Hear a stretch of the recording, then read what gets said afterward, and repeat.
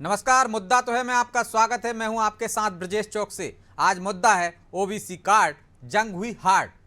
OBC वर्ग को मध्य प्रदेश की सत्ता की चाबी कहा जाता है और इसी चाबी को हासिल करने के लिए राहुल गांधी ने अब ओबीसी कार्ड चल दिया है। मध्य प्रदेश आए राहुल गांधी इस वर्ग को रिझाते नजर आए। उन्होंने आरोपों की तोप बीजेपी की तरफ कर एक के बाद एक आरोपों के गोले दागे।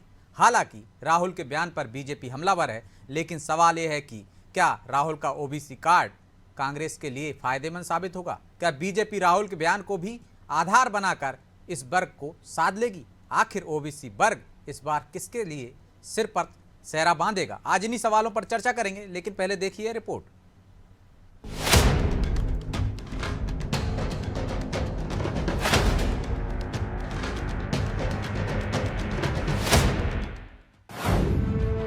मध्य प्रदेश के रण में राहुल गांधी, निशाने पर आरएसएस और बीजेपी। राहुल ने खेला ओबीसी कार्ड, विधानसभा की जंग होगी हार्ड। मध्य प्रदेश में चुनाव से पहले दिग्गजों के दौरे तेज हो गए हैं। चुनावी साल में अपने पहले दौरे पर एमपी आए राहुल गांधी ने जमकर हुंकार भरी। उनके निशाने पर आरएसएस और मोदी रहे। इतना ही नहीं, राहुल ने बीजेपी को घेरने के लिए ओबीसी कार्ड भी चला। काला पीपल में कांग्रेस की जन आक्रोश यात्रा में वो शामिल हुए, जहां राहुल ने कहा कि हिंदुस्तान को 90 अफसर चलाते हैं, ये निर्णय लेते हैं कि पैसा कहां जाएगा, लेकिन इनमें से 3 अफसर ही ओबीसी के हैं। हिंदुस्तान के पूरे बजट में 5% की भागीदारी ही ओबीसी अफसरों की है, जबकि ओबीसी की आबादी हिंदुस्तान में 50% है। उन्होंने तो ये तक कह दिया कि अब हिंदुस्तान का एक्सरे करने का समय है। उन्होंने तंज कसा कि वो जब जातीय जनगणना का सवाल उठाते हैं तो बीजेपी के लोग कांपने लग जाते हैं कि अब वो समय आ गया है कि हमें हिंदुस्तान का एक्सरे करना है। यह पता लगाना है कि अगर 90 अफसर हिंदुस्तान को चला रहे हैं और उसमें से 5% भागीदारी ओबीसी को मिल रही है, तो क्या ओबीसी की आबादी 5% है क्या? अब जब मैं ये सवाल उठाता हूं, बीजेपी के लोग कांपने लग जाते हैं, नरेंद्र मोदी जी भाग जाते हैं, अमित शाह जी कुछ और कहते हैं, हिंदू मुस्लिम कहेंगे, नफरत फैलाने की कोशिश करेंगे। भाई और बहनों, देश के सामने एक ही मुद्दा है, कास्ट सेंसस। राहुल का पूरा फोकस जातीय जनगणना और ओबीसी पर ही रहा। उन्होंने इसके ही इर्द गिर्द रहकर बीजेपी को घेरने की कोशिश की। अब राहुल के आरोपों पर मध्य प्रदेश का सियासी पारा चढ़ गया है। बीजेपी तो पहले से ही राहुल के दौरे को लेकर उन पर हमलावर थी, लेकिन अब बीजेपी ने और तीखे प्रहार राहुल पर किए और दावा किया कि बीजेपी की सरकार बनने जा रही है। राहुल बाबा, आप अपनी झूठ की दुकान से फिर ओबीसी वर्ग को ठगने चले आए, धोखा देने चले आए। पहले आपने किसान, युवा, महिलाओं को ठगा, ओबीसी वर्ग को गुमराह करने चले आए। जरा बताओ, आपकी कांग्रेस पार्टी मध्य प्रदेश में किस ओबीसी नेता के अधीन है? उसके निर्णय से चलती है। अरे यहाँ तो सेठ कमलनाथ और राजा दिग्विजय सिंह जी के कब्जे में पूरी कांग्रेस है। जरा पूछो किसी अपने ओबीसी नेता से। और जरा एक तो बताओ, आपने मध्य प्रदेश में आज तक अपनी सरकार में कितने ओबीसी मुख्यमंत्री बनाए? जाहिर है कि मध्य प्रदेश में ओबीसी वोटर्स चुनाव में जीत हार के बीच एक बड़ा अंतर पैदा करते हैं, क्योंकि प्रदेश में करीब 51% आबादी ओबीसी की है। प्रदेश की 230 विधानसभा सीटों में से 120 से ज्यादा सीटों पर ओबीसी वर्ग का सीधा दखल रहता है। बीजेपी के तो 39 विधायक ओबीसी से आते हैं। यहाँ तक कि एमपी बीजेपी के सीएम चेहरा मुख्यमंत्री शिवराज सिंह चौहान पिछड़ा वर्ग से है। ऐसे में राहुल ओबीसी कार्ड खेलकर इस वर्ग को लुभाने की कोशिश कर रहे हैं। खैर, अब की बार ओबीसी किसका साथ देगा, ये बड़ा सवाल है। ब्यूरो रिपोर्ट, अनादि टीवी।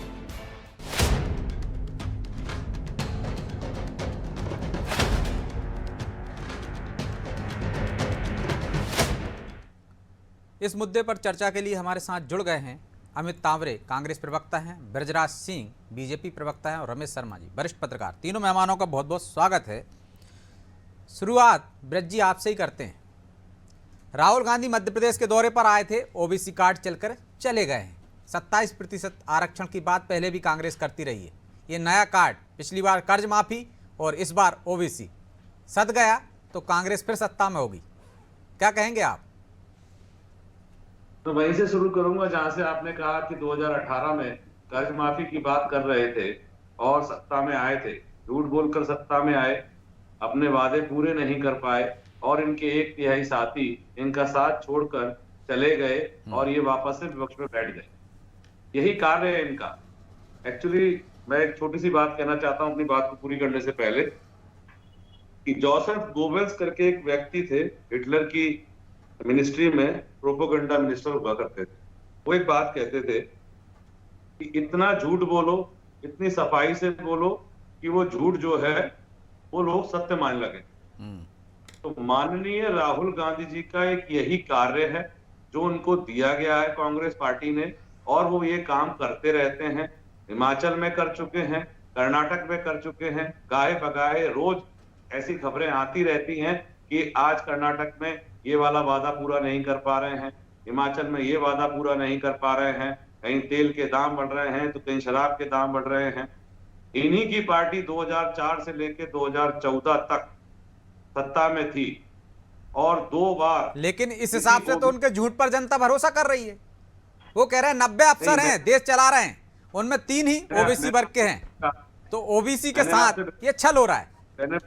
ब्रजेश जी, मैंने आपसे यही कहा कि हिटलर का एक जो मिनिस्टर था, प्रोपोगंडा मिनिस्टर, उसी कार्य को करते हैं, फिर अपने वादे पूरे नहीं कर पाते हैं और फिर इनको जनता इनका आईना दिखाती है। हर बार यही होता रहा है। मैं अपनी बात पूरी कर रहा था कि 2004 से 2014 तक एक केंद्र में इनकी सत्ता थी। उस समय इन्हीं के कैबिनेट मिनिस्टर पी चिदम्बरम ने हाथ जोड़ लिए थे कि ये बहुत कठिन कार्य है, जातिगत जनगणना से अभी हम नहीं कर पाएंगे। आज ये बार बार इस मुद्दे को उठा रहे हैं। इनका उद्देश्य सिर्फ 2 है, देश में आग लगाना, जातिगत भावनाओं को भड़काना और जातिगत भावनाओं को भड़काकर देश में आग लगाना। मेरा नम्र निवेदन है राहुल गांधी जी से, ऐसा ना करें। देश रहेगा तो हम रहेंगे। आज वो फिर से बोले कि 2003-4 आदमी है ओबीसी के जो कि इस तरह से कार्य कर रहे हैं अपर सचिव। 2014 में कितने अपर सचिव से, उनसे कोई पूछे? कितने संयुक्त सचिव थे केंद्र सरकार में, उनसे कोई पूछे? वो जवाब नहीं है उनके पास में। और एक बात मैं बताना चाहता हूं कि जो वेस्ट बंगाल के अंदर चल रहा है कि ओबीसी आरक्षण के नाम पे मुस्लिम तुष्टीकरण किया जा रहा है, उनको वो आरक्षण दिया जा रहा है। क्या पता इनके पीछे इनकी मंशा यहाँ पर यही हो।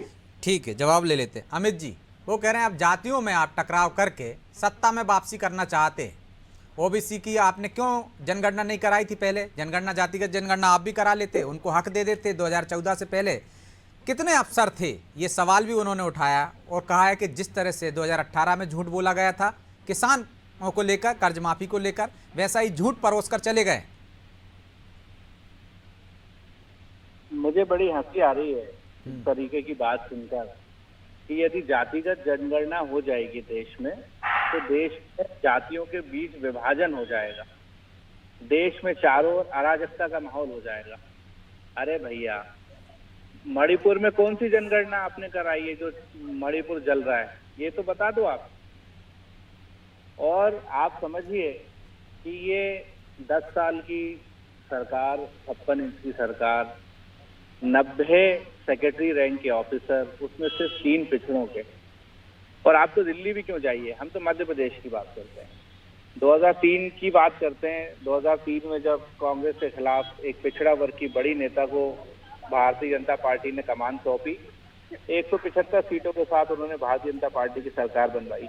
लेकिन कुछ समय बाद उस पिछड़ा वर्ग की महिला को, हमारे लिए बहुत सम्मानीय, किस तरीके से अभद्र व्यवहार करके प्रदेश भाजपा कार्यालय से धक्का देकर बाहर निकाला गया था। ये पूरी मीडिया ने कवर करा था, ये मैं नहीं कह रहा। ये इनकी पिछड़ों को प्रति कथनी करनी है। अब अभी की बात करें हम, पिछले हफ्ते जो है वो मोदी जी भोपाल आए थे। एक बार भी अपने 4 बार के पिछड़े वर्ग के मुख्यमंत्री का आपने नाम तक नहीं लिया, उनकी जन कल्याण योजनाओं का आपने नाम नहीं लिया। ये आपकी पिछड़ों के प्रति सहानुभूति है? तो ये बात जो है, और रही बात राहुल जी की, तो राहुल जी चाहे संसद की बात हो चाहे सड़क की बात हो, जहां भी अन्याय होगा, जहां भी अत्याचार होगा, उसकी बात हमेशा उठाते रहेंगे। ये गांधी परिवार का इतिहास रहा है और हम गौरवान्वित हैं कि गांधी परिवार तो अमित जी, आपने सवाल उठाया है कि उमा भारती का, लेकिन उसके बाद बाबूलाल गौर और शिवराज सिंह चौहान भी ओबीसी वर्ग से ही आते हैं। आपने सवाल उठाया तो रजनीश अग्रवाल की बाइट भी आपने सुनी होगी, वो कह रहे थे आपके यहाँ कौन है, ओबीसी वर्ग के नेताओं के साथ क्या हो रहा है? सेठ कमलनाथ हैं, किस वर्ग से आते हैं? दिग्विजय सिंह है राजा, वो किस वर्ग से आते हैं? आप तो वो सम्मान भी नहीं दे पाए। भाई आप मुझे ये बताइए, 2014 से सरकार किसकी है इस देश में? 56 इंच की सरकार किसकी है? मध्य प्रदेश में 18-19 साल से सरकार तो किसकी ओबीसी है? का प्रधानमंत्री है ना, उनके पास इसका जवाब है। मध्य प्रदेश की आपने जिक्र किया तो मैंने दो नाम बताए हैं। नहीं, अरुण यादव के साथ क्या हो रहा है? क्या हो रहा है अरुण यादव के साथ? आप बताइए, बीजेपी सवाल उठा रही है, मुझे टिकट तक नहीं दे रहे उनको। मुझे तो कभी कभार ये भारतीय जनता पार्टी के नेता जो है वो ज्योतिषी लगने लगते हैं। अरुण यादव जी कह रहे हैं कि मैं 24 घंटे मेहनत कर रहा हूँ कमलनाथ जी को मुख्यमंत्री बनाने के लिए, लेकिन पता नहीं कौन सा ज्योतिष है इनके पास, भारतीय जनता पार्टी के नेताओं के पास और हमारे कुछ मीडिया मित्रों के साथ, जो कभी अजय सिंह जी की बात ले लेते हैं, कहते हैं वो असंतुष्ट चल रहे हैं, कभी अरुण यादव जी की ले लेते हैं, कभी पचौरी जी की ले लेते हैं, और जबकि अभी लगातार पिछले हफ्ते से सारे नेता धरातल पर, सड़क पर संघर्ष कर रहे हैं मध्य प्रदेश में कांग्रेस की सरकार लाने के लिए। अमित जी, आप मीडिया पे आ जाते हैं, उन पर आ जाते हैं। यदि आपके ओबीसी नेता के बारे में कुछ कहो तो, जबकि आपका ही नेता कहता है कि फसल मैं बोता हूँ, काट कोई और ले जाता है, वो तो ओबीसी के लगातार सीएम बना के दे रहे हैं ना। अरे भैया, सुभाष यादव जी को हर जगह दिख रहा है। क्या भारतीय जनता पार्टी ने बनाया था सुभाष यादव जी को? किसने बनाया था डिप्टी सीएम? प्रदेश कांग्रेस के अध्यक्ष अरुण यादव जी को किसने बनाया? मतलब डिप्टी सीएम बड़ा होता है कि सीएम बड़ा होता है? 3 सीएम बड़े हैं कि डिप्टी सीएम बड़ा है? चलिए मैं लौटूंगा, जवाब ले लेता हूँ आपका ब्रजराज जी से। उन्होंने डिप्टी सीएम भी बना दिया है, कोई ओबीसी वर्ग के साथ छेड़छाड़ नहीं हो रही है, कोई भेदभाव नहीं हो रहा है। ब्रजराज जी जवाब दीजिए, फिर मैं जा रहा हूँ शर्मा जी के पास। मैं समझ नहीं पाया, क्या कह रहे हैं? वो कह रहे हैं कि हमने तो सुभाष यादव को डिप्टी सीएम बना दिया, आपने उमा भारती को धक्का देकर निकाल दिया, सत्ता में लेकर आई थी, और शिवराज जी का नाम तक नहीं लिया पीएम ने। इस तरह अपमान करते हैं। एक बार नाम नहीं लिया तो उसको मैं पिछले 3-4 दिन से सुन रहा हूँ। शिवराज जी हर जगह, हर पोस्टर पर, हर जगह उनका फोटो माननीय प्रधानमंत्री के लगभग बराबर का ही हर जगह लगा हुआ है। हमारे नेताएं नेतृत्व कर रहे हैं, और आपने जो सवाल पूछा उसका जवाब वो दे नहीं पाए। उन्होंने, उनके यहाँ पे किसी को कुछ नहीं मिल रहा है। राजा साहब 50 साल से 40 साल से आज की डेट में राजा साहब बैठे हुए हैं, बंटाधार करे हुए बैठे हुए हैं। उससे पहले अर्जुन सिंह थे। एक सुभाष यादव को डिप्टी सीएम बना दिया, उसको गा रहे हैं। हमारा तो प्रधानमंत्री, जननायक इस देश का प्रधानमंत्री पिछले 10 साल से एक ओबीसी वर्ग से आता है। ओबीसी लोग हमारे यहाँ पर अलग अलग पदों पर बैठे हुए हैं। हमारे यहाँ पर करीबन 38% से ऊपर तो ओबीसी मिनिस्टर वगैरह सब बने हुए हैं। आप किस, इनके तो बातों का तो सर मैंने कहा ना, ये सिर्फ प्रोपोगंडा फैलाते हैं। आप इनसे क्रॉस क्वेश्चन करेंगे, वैसे ही इनकी प्रोपोगंडा की हवा निकल जाती। ठीक है, लौट रहा हूं आपके पास। शर्मा जी, ओबीसी का कार्ड खुल गए हैं क्या? ओबीसी वर्ग इस बार ट्रम्प कार्ड साबित होगा कांग्रेस के लिए, जिस तरह से पिछली बार कर्ज माफी का वादा हुआ था? कैसे देखते हैं आप इस मुद्दे को? मोटे तौर पर इस समय, जैसा कि आपने कई बार चर्चा भी की है, इस बार का चुनाव चूंकि प्रतिष्ठा का चुनाव है और एक बोर्ड का चुनाव है, उसमें जो रणनीतियां बनेंगी, रणनीति सबसे पहली तो ये बनेगी कि दूसरे का जो समर्थन है उस समर्थन में कैसे सेंध लगाई जाए और अपना समर्थन कैसे बढ़ाया जाए। इसमें कोई शक नहीं, कोई स्वीकार करे या ना करे, ओबीसी का अपेक्षाकृत बहुमत का समर्थन भाजपा के साथ है। और ये कहीं ना कहीं कारसेवा के बाद और उससे पहले जो गंगा जली यात्रा निकली थी, वहां से जो ओबीसी आया, क्योंकि कहीं ना कहीं आस्थावान जो वर्ग होता है वो ओबीसी अधिक होता है, तो ओबीसी का समर्थन भाजपा के साथ है। तो आपको अगर याद हो कि जैसे ही राम मंदिर प्रकरण हुआ था 1991-92 में, कार सेवा में गोली चली थी 90 में, उसके बाद से ये ओबीसी की चर्चा शुरू हुई और ओबीसी के लिए फिर आयोग भी बैठा और रिपोर्ट भी आई। तो कुल मिलाकर के वो जो समर्थन है, तो कहीं ना कहीं ये कांग्रेस की अपनी रणनीति है कि उस समर्थन में कैसे सेंध लगाई जाए, इसलिए उन्होंने ओबीसी की बात की है। ठीक उसी प्रकार अगर आपने देखा होगा, कुछ दिन पहले भाजपा ने सेंध लगाई थी, जनजातीय वर्ग जो है वो कांग्रेस के साथ ज्यादा था, तो भाजपा ने उस वर्ग में सेंध लगाई। अंतर केवल इतना है कि भाजपा ने जो उसमें सेंध लगाई थी वो उनके नायकों के और उनके बलिदानियों के वो रख करके मूर्तियां प्रतिष्ठा करके या उस तरीके से सेंध लगाई, और कांग्रेस जो है थोड़ा सा आक्रामक और नकारात्मक तरीके से सेंध लगा रही है। लेकिन कुल मिलाकर के दोनों जने एक दूसरे के वोट में बैंक लगा रहे हैं। लेकिन एक बात मैं कहना चाहता हूं राजनीति से हट करके, ब्रजेश जी, वो अंग्रेज थे जो कहते थे कि डिवाइडेड रूल, बांटो और राज करो। अब अंग्रेज चले गए हैं तो उनकी सुपारी राजनीतिक दल क्यों उठा रहे हैं? एक भारतीय की बात क्यों नहीं करते? वो चुनाव आता है तो ओबीसी की और जातियों की बात करेंगे। जितना हम बांटेंगे समाज को उतना कहीं ना कहीं देश को कमजोर होगा। हम ना धर्म के आधार पर बांटे ना जाति के आधार पर बांटे, सबको एक स्वरूप में रहने दें और चुनाव आप अपने कार्यक्रमों से लड़ें। क्या चीज आप लाभ देने जा रहे हैं, क्या आपके शासन में क्या उपलब्धियां हुई थी, उस आधार पर चुनाव प्रचार होना चाहिए। अब 77 वर्ष हो गए हैं, परिपक्व हो गया है लोकतंत्र। अब लोकतंत्र की परिपक्वता में बातचीत भी लोक परिपक्व ही होना चाहिए। जी तो अमित जी, पिछड़े वर्ग में सेंध लगाने के लिए राहुल गांधी ने ये ट्रम्प कार्ड चला है। मुद्दों पर बात होना चाहिए, अंग्रेजों की नीति पर नहीं चलना चाहिए सत्ता में आने के लिए। देख लीजिएगा कहीं इनको पार्टी लाइन से थोड़ा अलग बोल रहे हैं अमित जी। कहीं व्यक्तिगत आपने बात रखी है पर अच्छी रखी, लेकिन आपकी पार्टी के नेता तो किसी और लाइन पे चल रहे हैं। अमित जी, नहीं, आप सवाल किससे पूछ रहे हैं? आप ही से सवाल था मेरा। ये बीच में किसकी आवाज आ रही थी? हेलो जी बोलिए। हाँ, मुझसे पूछ रहे हैं आप ही से सवाल पूछा था मैंने। ठीक है ठीक है। देखिए, ये लोकतंत्र में अंबेडकर जी ने सभी को ये हक दिया। रमेश शर्मा डिस्कनेक्ट हो गए। बहुत अच्छे पंडित जी हैं और हम जैसे नौजवान जो कि एक एसटी वर्ग से आते हैं, हमारे लिए ये बहुत सम्माननीय है। और ये क्या ये व्यवस्था नहीं है कि किस तरीके का ये असमानता है कि 90 सेक्रेटरी में से सिर्फ 3 सेक्रेटरी पिछड़ों के हैं। और जहां भी हम देख लें, चाहे हम दलितों की व्यवस्था देख लें, चाहे हम आदिवासियों के मामले देख लें मध्य प्रदेश में, क्या पूरे देश में देख लें, हम पिछड़ों के देख लें, तो यदि जातिगत जनगणना होती है तो उसमें आखिर दिक्कत क्या है? उसमें तो और अच्छी व्यवस्था मिलेगी भाई। उनको उनके जो अधिकारों से उनको वंचित रखा जा रहा है, तो आखिर इसमें दिक्कत क्या है किसी को अधिकार देने में? क्या इस देश के जो पिछड़े हैं, जो आदिवासी हैं, जो मेरे जैसे दलित हैं, क्या इनको अधिकार मिलना, क्या न्याय मिलना क्या कोई गलत बात है? और क्या हम लोग क्या इस देश के नागरिक नहीं है? बिल्कुल गलत बात नहीं है अमित जी, लेकिन इतने साल तक राज करने वाली पार्टी ने क्यों नहीं किया? सब काम क्यों चाहते हैं कि वो 9 साल में 10 साल में एक पार्टी कर दे? बहुत अच्छी बात आपने करी है। आप यदि इतिहास का आकलन करोगे तो मुझे गर्व है कि मेरी जितने भी अधिकार दिए हैं वो सिर्फ मेरी सरकार नहीं दिए हैं, और जो कांग्रेस के अलावा सरकारें आई हैं उनने तो हमारे अधिकारों को छीना है। जो 5000 सालों से हम लोग जो दर्द झेल रहे हैं, उस दर्द को और बढ़ाने का काम किया है। क्यों जब भी भारतीय जनता पार्टी है दलितों क्यों SC/ST कानून का खिलाफ जो है बातें शुरू हो जाती हैं? क्यों जब भी भारतीय जनता पार्टी की सरकार आती है संविधान को बदलने की बात हो जाती है? जब कांग्रेस रहती है तब तो ये बात नहीं होती। कौन सा संविधान बदल दिया? ये आप प्रोपोगंडा करते हैं। कभी बोलते हैं रेलवे स्टेशन भेज दिया, कभी बोलते हैं ताजमहल भेज दिया, बोलते हैं लाल किला भेज देंगे। आपके लीडर खड़े होकर बोलते हैं कौन सी चीज भेज दी हमने? आज देखिए हमने रेलवे स्टेशन कितने अच्छे बना दिए। आपकी पार्टियां भेज गई थी। ये एयरपोर्ट तो हमने सिर्फ बनाए हैं, सही किए हैं, इन व्यवस्थाओं को ठीक किया है। आप मणिपुर की बात कर रहे थे अभी, तो हमारे गृह मंत्री जब आपसे बात करते हुए चर्चा करते हैं मणिपुर को, क्यों भाग गए आपके लीडर?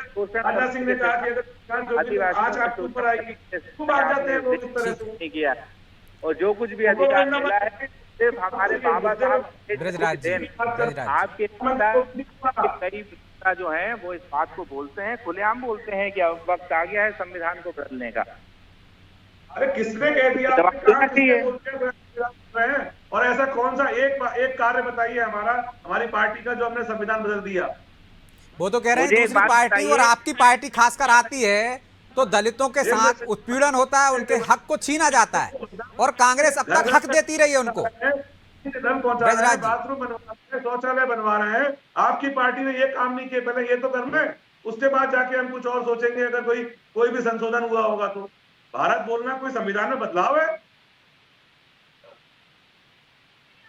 आपकी पार्टी, आपके गठबंधन कहता है इसको खत्म कर देंगे, क्या बोलते हैं, सनातन धर्म कीड़े मकोड़ों का वो है, रोग है, इसको खत्म कर देंगे। आपके मुंह से उनके खिलाफ कुछ नहीं निकलता। क्यों? क्योंकि आपका एक ही उद्देश्य है, एन केन प्रकरण, सत्ता में आना और सत्ता में आकर अपना विकास करना। तब आप सब समाज को भूल जाते हो, तब आप सारी जनता को भूल जाते हो। आपके लोग कहां से कहां पहुंच गए।